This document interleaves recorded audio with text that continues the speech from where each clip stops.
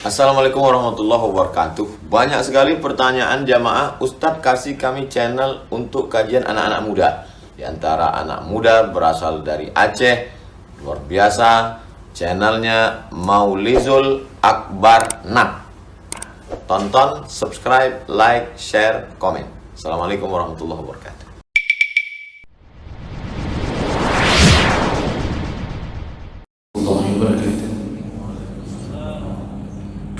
Alhamdulillah Rabbil Alamin. Hamdan katsiran tayyiban mubarakan fihi. Asyhadu an la ilaha illallah wahdahu la syarika lahu wa asyhadu anna Muhammadan abduhu wa rasuluhul karim. Allahumma shalli wa sallim ala nabiyyina Muhammadin wa ala alihi wa ashabihi ajma'in. رب اشرح لي صدري ويسر لي امري واحلل عقدة من لساني يفقهوا قولي. Segala puji bagi Allah, kemudian salawat dan salam pada Rasulullah, pada keluarga dan seluruh sahabat-sahabatnya. Bapak Ibu jamaah salat subuh yang Allah muliakan insyaallah. Kita lanjutkan pembahasan tentang tanda-tanda akan datangnya kiamat. Di pertemuan yang lalu kita sudah mengabarkan melalui salah satu hadis Nabi SAW. Nabi mengabarkan bahawa menjelang kiamat ada dua tanda. Yang pertama yaitu ada sekelompok atau golongan orang-orang yang Nabi tidak pernah melihatnya di masa Nabi, tapi Nabi melihat mereka dalam neraka. Tadi bahasa itu menunjukkan bahawa di masa Nabi tak ada munculnya nanti, dan golongan ini, dua golongan ini nanti Nabi mendapatkannya di dalam neraka. Mereka muncul di akhir zaman, yaitu golongan yang pertama adalah golongan yang memakai cambuk lalu mulai memukul-mukul orang-orang. Artinya dia punya senjata, dulu diibaratkan dengan cambuk, lalu dia menggunakan senjatanya untuk menganiaya orang, dan alasannya satu, bahawa dia melakukan itu untuk membela para penguasa.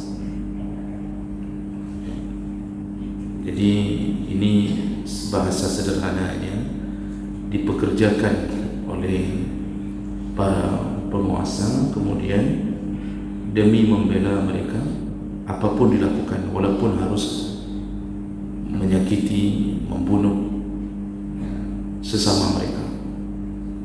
Dan kelompok ini berada di dalam neraka yang di masa Nabi tak melihat mereka. Artinya tidak ada sifat di masa Nabi orang yang suka menzalimi orang lain atau memukul, membunuh orang lain demi hanya membela para penguasa. Karena dulu pun penguasa yang adil. Ini yang dimaksud adalah penguasa zalim, lalu mengerahkan para pasukan-pasukannya untuk membela kedudukannya. Ini yang pertama yang dikabarkan Nabi dalam hadis ini. Kemudian golongan kedua yang dilihat oleh Nabi dalam neraka tetapi tidak muncul di masa Nabi, yaitu sekelompok perempuan yang berpakaian tetapi telanjang, artinya seksi. Kemudian mereka berjalan dengan berlenggak-lenggok, dan kemudian di atas kepala mereka ada punuk unta yang miring. Nah, punuk unta yang miring ini, kata Imam Nawawi, yaitu perhiasan yang diletakkan di ubun-ubun. Termasuk yang paling kuat itu, kata Imam Nawawi, adalah sanggul. Jadi menjadikan sanggul sebagai perhiasan di atas kepala untuk umur-umur. Nah, ini ciri-ciri perempuan yang muncul di akhir zaman, memakai pakaian tapi seperti telanjang, menempel di tubuh.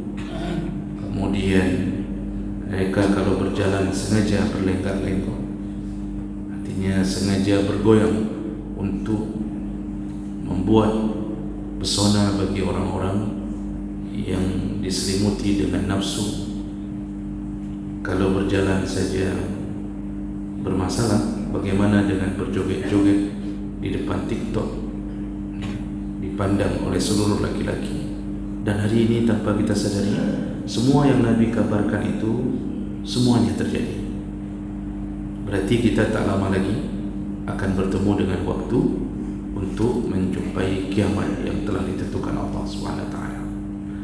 Baik, itu kita ulang sebentar untuk mengingatkan kembali pelajaran yang lalu. Kita lanjutkan berikutnya. Tanda berikutnya yang dikabarkan oleh Nabi SAW, yaitu ghulbatul dhulmi wal fujur 'ala al-ardh, yaitu dominannya kezaliman dan kemungkaran atau kesesatan di permukaan bumi. Jadi ini bahasanya adalah yaitu ketika kita sudah tak mampu lagi untuk menangani kezaliman dan kemaksiatan yang terjadi di muka bumi. Ini berdasarkan hadis dari Abi Hurairah radhiyallahu anhu, hadis riwayat Ahmad. Ada yang mengatakan hadis ini masuk kategori hadis yang kuat, hasan, tapi ada juga yang mengatakan hadis ini masuk kategori hadis yang lemah. Tapi karena kita sedang bicara tentang fadilah amal, maka tidak mengapa untuk menjadikannya sebagai hujjah. Abu Hurairah berkata, sami'tu Rasulullah sallallahu alaihi wasallam yaqul, aku mendengarkan Rasulullah sallallahu alaihi wasallam berkata, ya'ti 'alaikum zamanun, akan datang pada kalian di suatu masa, kata Nabi,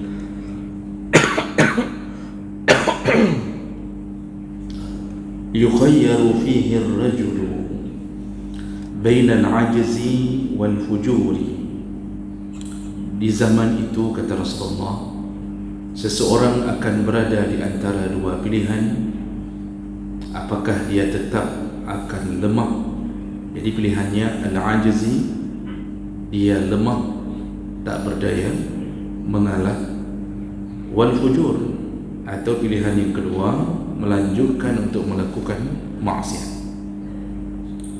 Faman adraka zalika zaman, barang siapa yang mendapatkan masa itu, kata Rasulullah, falyakhtar al-'ajza, di saat itu pilihlah untuk tetap menjadi orang yang lemah, alal fujur, daripada melakukan maksiat.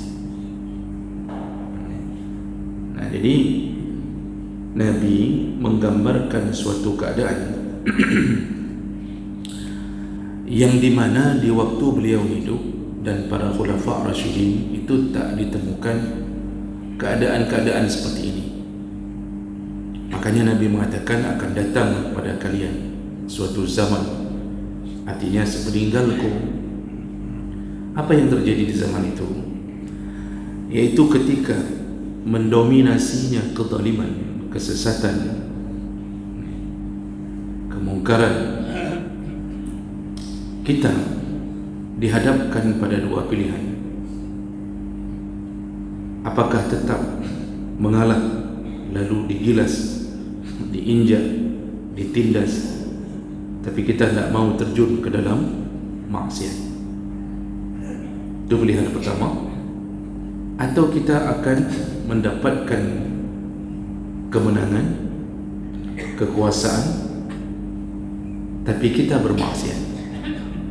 Jadi pilihannya tetap mengalah, maka engkau akan ditindas, atau engkau mengikuti orang-orang yang bermaksiat, maka engkau mendapatkan kemenangan di bumi.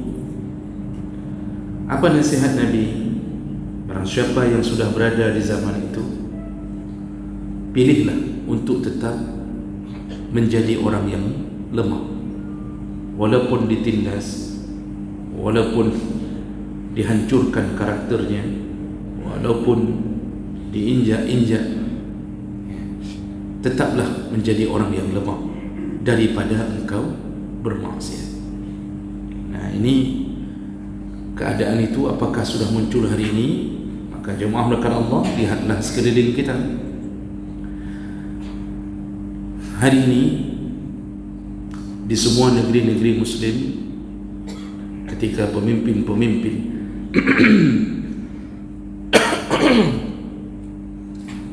sudah tak lagi menjadikan agama sebagai patokan untuk mengambil keputusan, maka sering kita menghadapi dilema.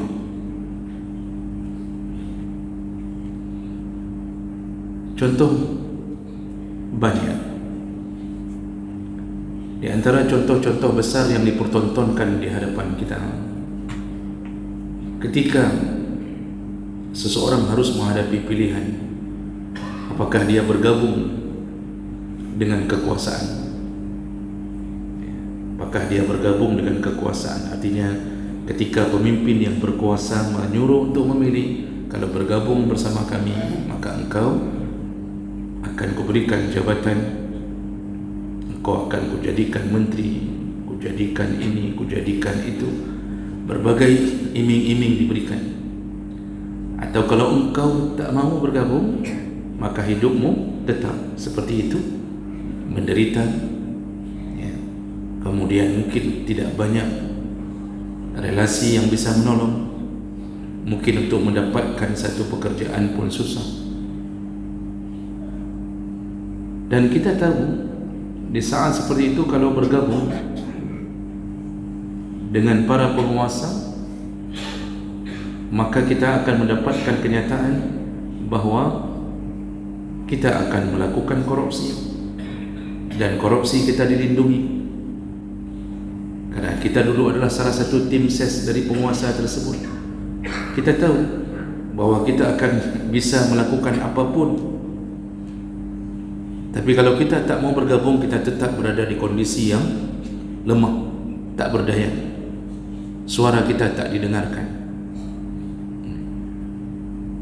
Maka orang-orang yang hari ini berada di dalam keadaan menjaga agamanya, lalu tak mau bergabung dengan pemerintahan yang kalau pemerintahan itu zalim, dan dia tahu akan banyak maksiat yang dia akan lakukan kalau dia diberikan kekuasaan itu, lalu dia bertahan, dia tidak mau bergabung, ya, karena takutnya kepada Allah.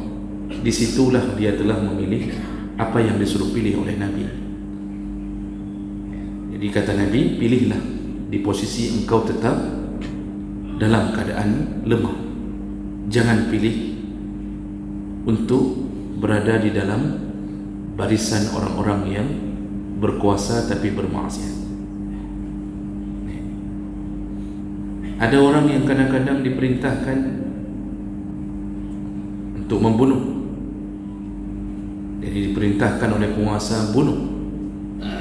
Tentu yang dimaksud adalah orang-orang yang berlawanan dengan para penguasa. Tapi kita yang di bawah, ketika mendapatkan perintah untuk membunuh sesama mukmin, yang kita tahu bahawa mereka belum berhak dan belum masuk ke dalam list orang-orang yang dihalalkan darahnya, kita sebagai orang yang menjadi pasukan-pasukan kerajaan, apa yang kita pilih? Apakah kita ikut surat perintah, ataukah kita memilih untuk bertahan walaupun harus dipecat, walaupun kita kehilangan pekerjaan, tapi kita tak mau membunuh sesama mukmin? Kalau kita memilih untuk bersama penguasa, maka kita mungkin akan dinaikkan jabatan kita. Kita diberikan berbagai macam lencana, penghargaan, tapi ketika kita tak mau, maka apa yang terjadi? Bisa diperkirakan mungkin kita akan dipecat dari pekerjaan, lalu kita kehilangan gaji setiap bulan, dan bahkan kemudian bisa saja kita mendapatkan hukuman dengan alasan melawan pimpinan. Tapi kita tak mulur-mulurkan tangan kita dengan darah. Itulah pilihan yang selamat, kata Nabi. Jadi ini contoh-contoh yang paling besar. Karena ada orang yang hari ini Pak memilih untuk bergabung dengan kemaksiatan. Dia tahu ini perintah ini tidak betul. Ini hanya perintah karena urusan-urusan kebencian terhadap sekelompok orang yang mungkin dianggap mengkritisi pemerintah. Ya, contohnya misal para pendemo misal yang meminta pemerintah untuk mengubah keadaan agar menjadi lebih baik, tapi kemudian muncul surat bunuh, akhirnya kita menculik lalu membunuh. Itu kita pilih demi agar kita tetap mendapatkan pekerjaan. Hati-hati, pilihan itu membuat kita telah mematenkan diri kita berada di dalam barisan sesama orang maksiat. Apa kata Nabi? Pilihlah agar engkau tetap terasa lemah, jangan bermaksiat. Dan ini terjadi dari semenjak masa sepeninggal sahabat-sahabat terbaik, pemerintah Abbasiyah itu yang di dalam dinasti mereka hidup berada di zaman yang juga ulama banyak, termasuk 4 mazhab itu berada di antara Bani Umayyah dan Bani Abbasiyah. Hampir semua imam-imam dari 4 mazhab, mujtahid mutlak ini, mereka diuji oleh Allah dengan pilihan-pilihan yang kita sebutkan tadi. Contohnya Imam Hanafi ditawarkan untuk menjadi mufti atau menteri agama, kalau kira-kira begitu bahasa sekarang, di masa pemerintahan Ja'far al-Mansur, Abbasiyah, dinasti Abbasiyah. Beliau menolak karena beliau tahu kalau sudah bergabung dengan pemerintahan di saat itu, maka beliau tak bisa lagi menolak keinginan-keinginan kalau sudah bergabung. Dan beliau takut, khawatir agama akan dipelintirkan demi kekuasaan. Akhirnya beliau memilih untuk tidak bergabung, tak mau, menolak tawaran untuk menjadi mufti. Apa yang terjadi Pak? Ditangkap, disiksa. Imam terbesar di zamannya ditangkap, disiksa oleh pemerintah. Imam Malik juga pernah mendapatkan siksaan walaupun tidak terlalu berat. Juga perkara yang sama, beliau menolak untuk menjadi mufti di Madinah, dan beliau tak mau bergabung dengan pemerintah. Juga hal yang sama, Imam Hambali itu yang paling berat fitnah terhadap beliau, paling berat ujian terhadap beliau. Imam Hambali berada di zaman di Bani Abbasiyah ketika yang berkuasa adalah orang-orang yang berpemahaman Mu'tazilah. Salah satu daripada prinsip Mu'tazilah yaitu mereka mengajarkan Al-Quran itu adalah makhluk Allah, bukan kalam Allah. Jadi bukan bahagian dari diri Allah, tetapi Quran itu dicipta oleh Allah. Sedangkan dalam pemahaman Ahlus Sunnah, Al-Quran itu bukan makhluk. Al-Quran itu bahagian dari diri Allah. Allah tidak mencipta Quran, tapi dia adalah suara yang keluar dari diri Allah, bukan ciptaan Allah. Berbeda dengan kita. Dan Imam Hambali bertahan di saat ulama-ulama lain sudah menyerah karena takutnya terhadap kekuasaan. Di saat itu Imam Hambali bertahan. Beliau akhirnya tetap mengatakan Al-Quran kalam Allah, bukan makhluk Allah. Dan saat itu kekuasaan dipegang oleh raja-raja yang berpemahaman Mu'tazilah. Ditangkap Imam Hambali, disiksa, hampir setengah umurnya berada di dalam siksaan. Bahkan muncul kisah-kisah yang menunjukkan kemuliaan beliau.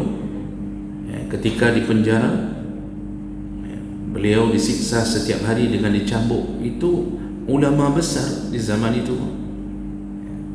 Setelah Imam Syafi'i, beliau punya murid Imam Hanbali, itu ulama besar zamannya, ditangkap, dicambuk setiap hari, sampai ada kisah yang masyhur yang ketika beliau dicambuk di suatu waktu, terkena cambukan itu di celana, pengikat celana. Jadi pengikat celana itu kalau dulu kan celana yang diikat dengan tali.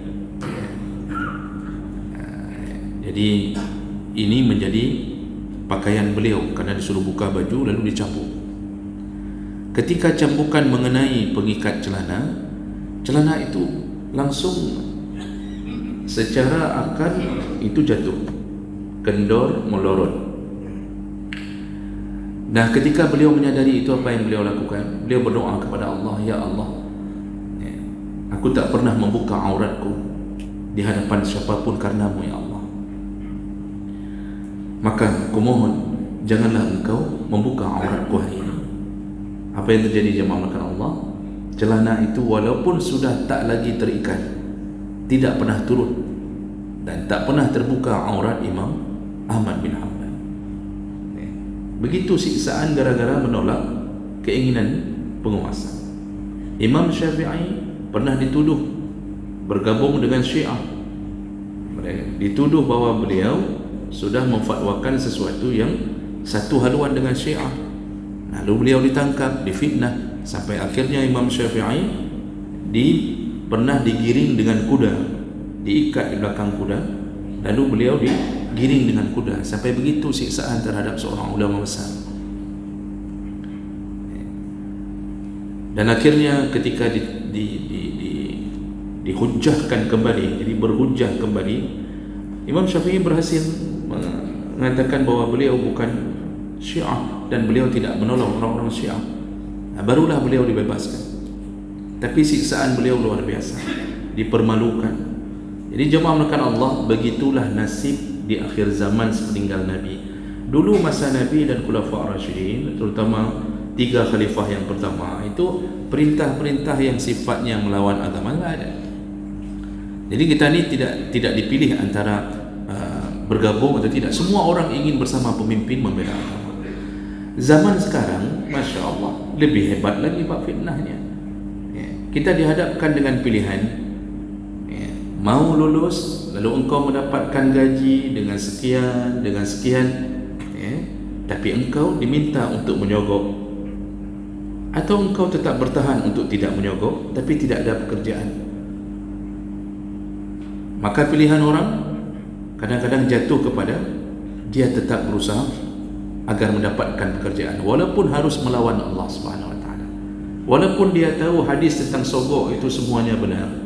Walaupun dia tahu bahawa Rasulullah mengatakan yang menyogok, yang menerima sogok, semuanya di dalam neraka.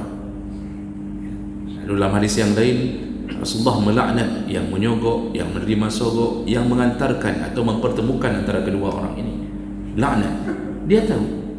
Tapi walaupun begitu, pilihan dua. Tetap engkau lemah atau engkau bermaksiat. Ternyata dia pilih untuk bermaksiat. Dan ini terjadi di dalam semua lini kehidupan. Semuanya, dalam dunia pendidikan, dalam urusan-urusan kenegaraan. Ini kita tahu semuanya, berbagai macam pilihan yang menyebabkan kita akhirnya kalau memilih untuk tidak melakukan maksiat, maka tetaplah keadaan tidak berdaya. Dan kalau zaman itu sudah sampai terus-terusan, kata Nabi, artinya hampir semua urusan kita dihadapkan pada dua pilihan ini. Maka di saat itu ketahuilah, kata Nabi, bahawa kiamat akan segera datang. Kalau semua urusan begitu, semua urusannya menjadi kepala sekolah, lalu kemudian dihadapkan dengan pilihan, yaitu memberikan setoran. Kalau diberikan setoran, maka tidak terlalu banyak yang akan diusut. Tapi kalau tidak pernah beri setoran, maka akan diusut, dipersulit. Begitu keadaannya. Bahkan menjadi kepala KPK, pimpinan KPK, kalau mau mengikuti keinginan pemerintah, jangan usut fulan, jangan usut fulan. Kalau mau mengikuti, dia tetap akan bertengger namanya menjadi pimpinan KPK. Kalau berani mengusut, siap-siap menjadi orang-orang yang akan didepak dari pekerjaanmu, lalu kemudian engkau akan dikriminalisasi. Begitulah pilihan di hari-hari menjelang kiamat. Maka apa kata Nabi? Bertahanlah, jangan bermaksiat sampai engkau bertemu Allah Subhanahu wa ta'ala. Begitu tanda kiamat yang dikabarkan oleh Nabi. Mudah-mudahan bermanfaat. Subhanakallahumma bihamdik, asyhadu an la ilaha illa anta, astaghfiruka wa atubu ilaik. Wassalamualaikum warahmatullahi wabarakatuh.